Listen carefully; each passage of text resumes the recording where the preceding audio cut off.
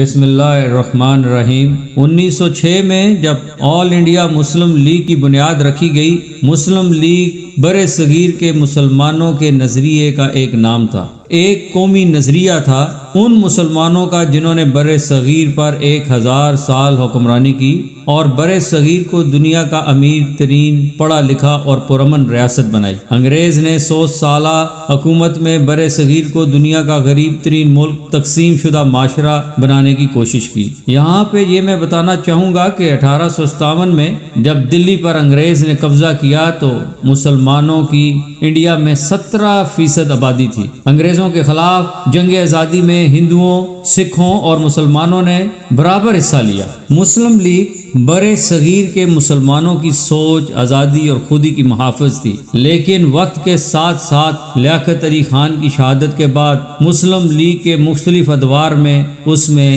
ملاوٹ کی گئی۔